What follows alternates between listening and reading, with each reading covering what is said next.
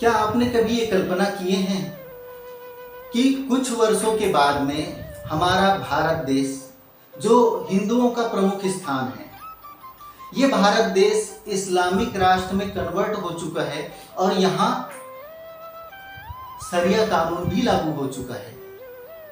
उसके बाद में हमारी आने वाली पीढ़ियां इस भारत भूमि में अपना आंखें खोले तो कैसा रहेगा? क्या वो इस्लामिक राष्ट्र में चैन से जी सकता है या उसे जीने दिया जाएगा? अब आप ये मत कहिएगा कि ऐसा बिल्कुल भी नहीं हो सकता, ये असंभव है। तो मैं आपसे पूछना चाहूंगा, ये असंभव कैसे है?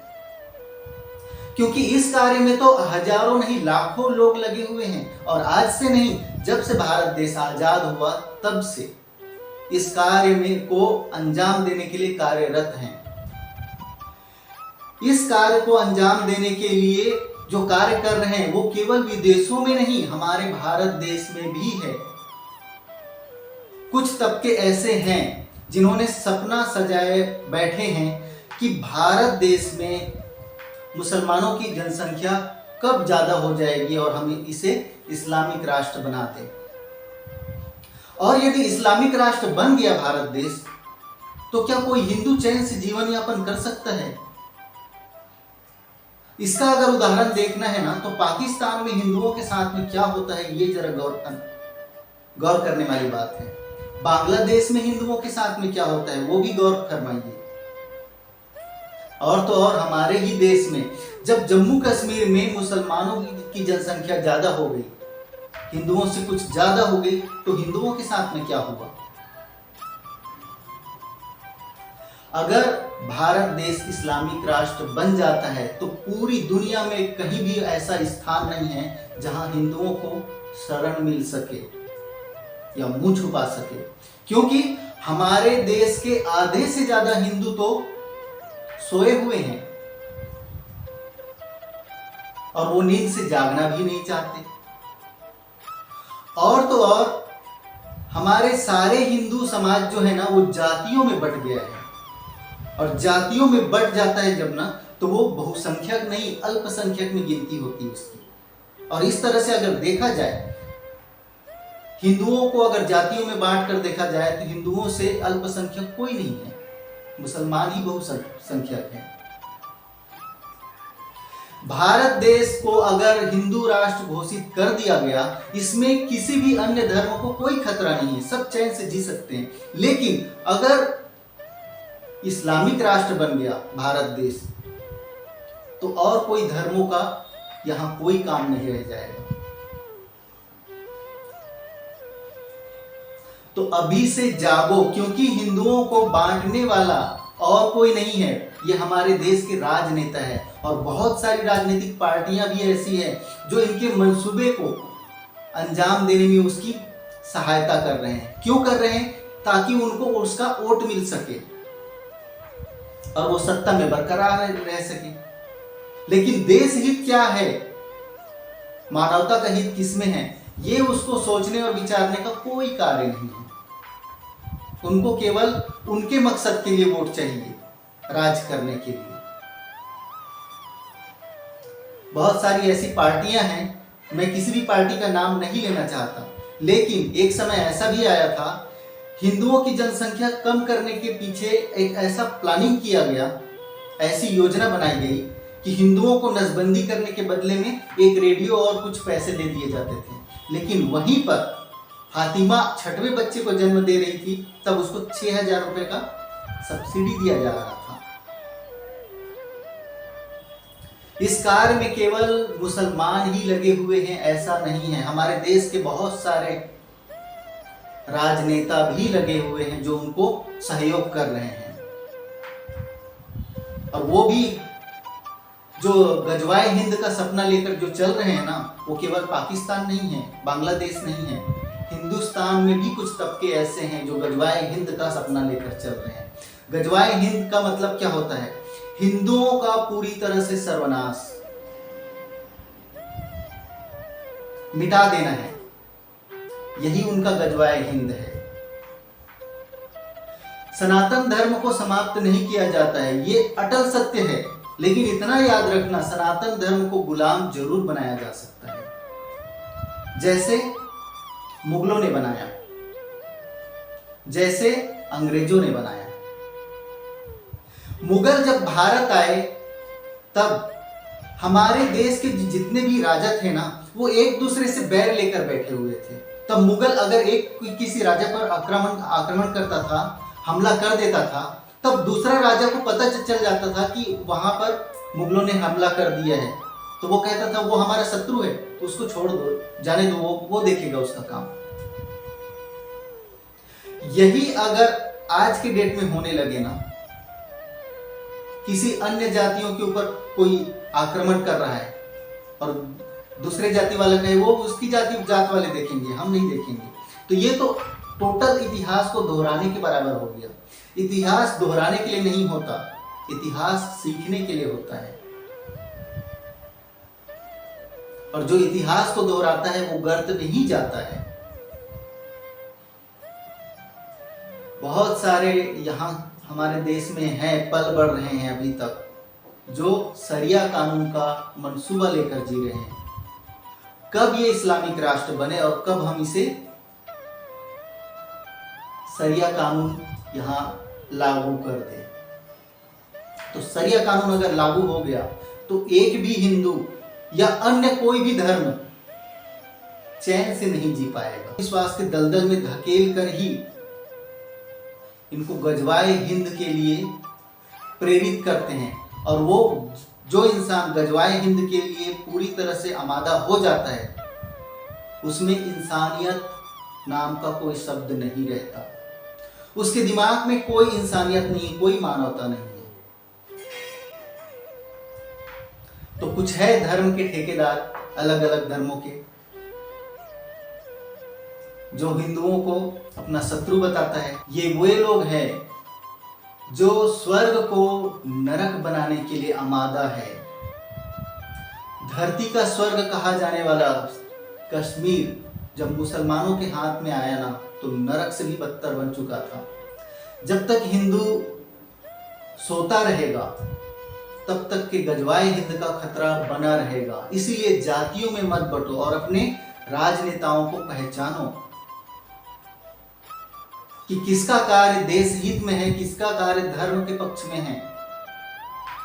क्योंकि ये तो तरह तरह के प्रलोभन दे करके हमें जातियों में बांट दिए हैं, और जातियों में बढ़ गया मतलब स्वार्थ में आ गए, अपने अपने स्वार्थ को ही सब देख रहे हैं। जिस रोज निस्वार्थ बनकर निकलोगे ना, और हमारे सारे हिंदू निस्वार्थी हो जाएगा और केवल अपने धर्म के बारे में सोचेगा, तो गजवाए हिंद कभी सफल नहीं हो सकता।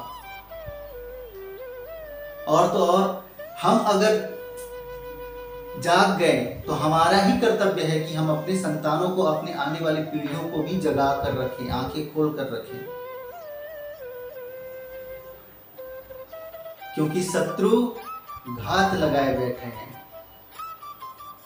वो मौका के इंतजार में है कब ये सामने आए। क्योंकि उसमें उसके किताबों में ही ऐसा लिख दिया गया है कि हिंदू काफिर है और हिंदुओं को घात लगाकर मार देना चाहिए, मतलब छुप कर उसका पीछा करो और जहां मौका मिले वहां मार दो।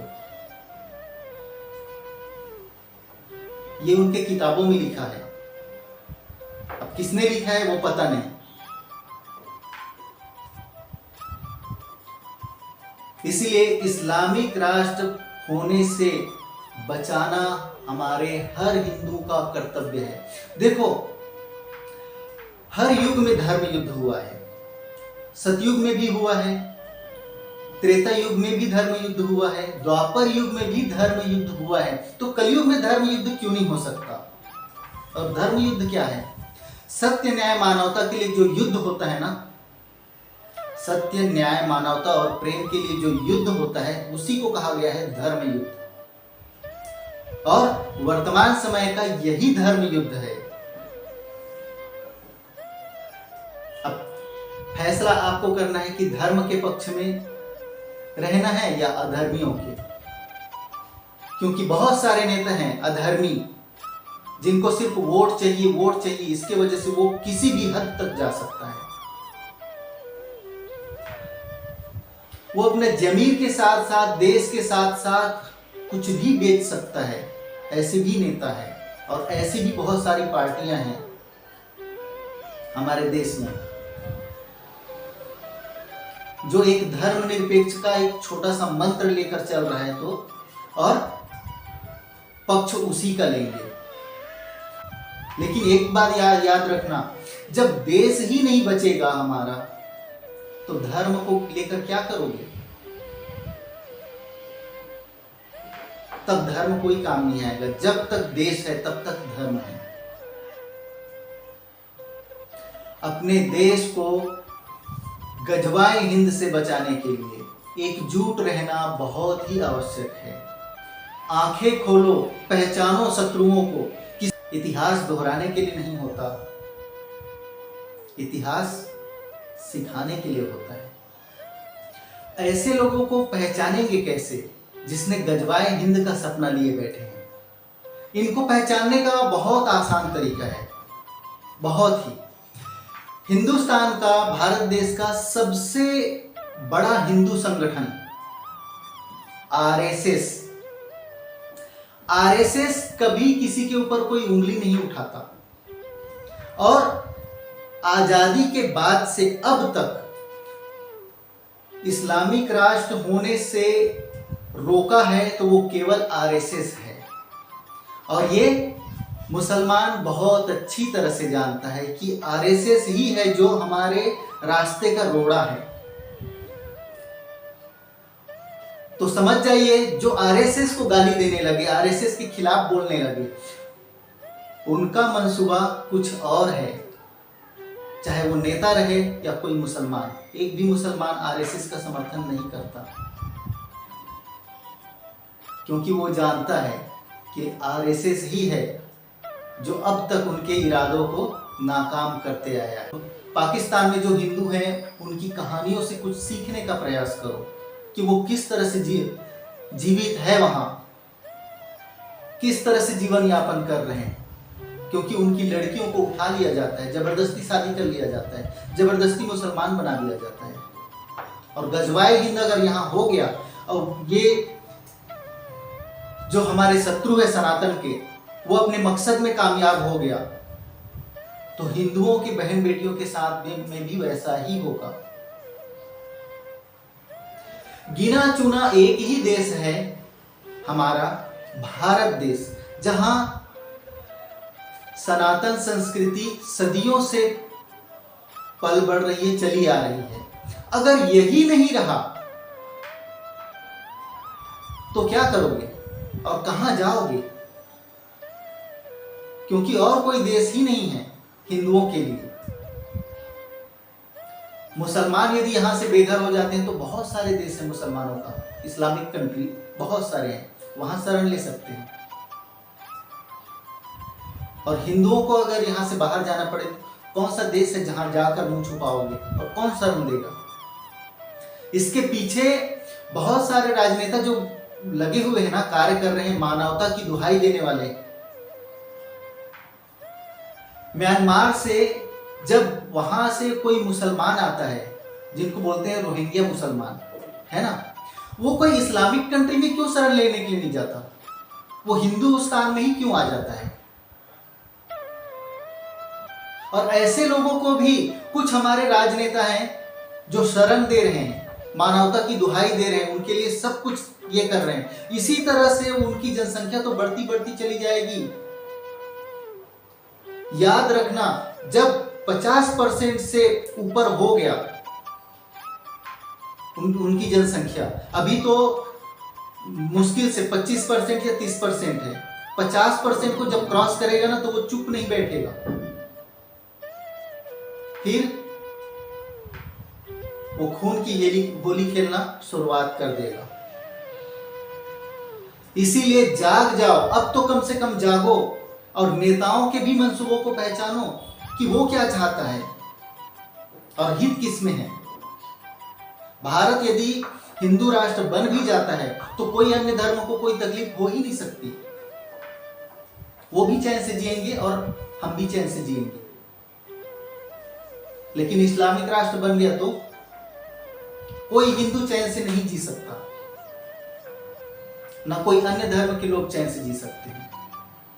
अभी इन लोगों ने एक नया पैंतरा आजमाया है।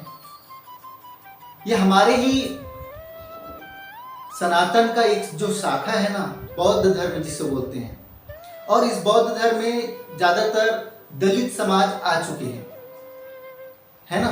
ये इनको टारगेट कर रहे हैं अभी कि ये इसको हम समर्थन हासिल करेंगे इसका तो थोड़ा सा बढ़ जाएगा, हमारी भी ताकत बढ़ जाएगी। ये तरह तरह के हथकंडे अपनाएंगे और कुछ मूर्ख ऐसे भी हैं जय भीम और जय मीम का जो नारा लगा रहे हैं। इनको ये नहीं मालूम है कि इनका इस्तेमाल किया जा रहा है वो अपने फायदे के लिए। नहीं तो तुम्हारा कौन सा ऐसा त्योहार है दलितों का जो वो मनाते हैं या मनाने देते हैं चैन से, या पूरी तरह से समर्थन करते हैं? कम से कम तुम्हारा झंडा ही लेकर खड़ा हो जाए। नहीं, ऐसा नहीं है। फिर भी उनका साथ निभाना है। जब तक बटे रहोगे खतरे में ही रहोगे। इस धरती पर ना कर्म चाहे अच्छा रहे या बुरा रहे, उसका प्रतिफल रखा है, उसका प्रतिफल आना ही है। तो कुछ लोग तो गजवाए हिंद का के लिए कार्यरत हैं, तो वो क्यों कामयाब नहीं हो सकते? हो सकते हैं ना, वो भी जानते हैं हम एक दिन कामयाब हो सकते हैं, इसलिए वो लगे हुए हैं इस कार्य में। और ऐसे मूर्खों को ये पता नहीं कि मानवता क्या होती है, इंसानियत क्या होती है। जिसमें इंसानियत नहीं वो हैवान है, इंसानों में उसकी गिनती नहीं हो सकती। शैतान है, राक्षस है, और राक्षसों का जब कानून लागू हो जाएगा ना तो फिर कहीं के नहीं रह जाओगे। यही होता है गजवाए हिंद। ये सपना केवल पाकिस्तान का नहीं, बहुत सारे देशों में इसके लिए षड्यंत्र किया जा रहा है। केवल आतंकियों का ही सपना नहीं है, जो हमारे भी देश में और अन्य देशों में जो शरीफ बनकर बैठे हैं ना, उनका भी सपना है गजवाए हिंद। हजारों हिंदुओं के बीच में एक मुसलमान सुरक्षित रह सकता है, लेकिन हजारों मुसलमानों के बीच में एक हिंदू सुरक्षित नहीं रह सकता। मिलेंगे अगले सत्संग में। नमस्कार।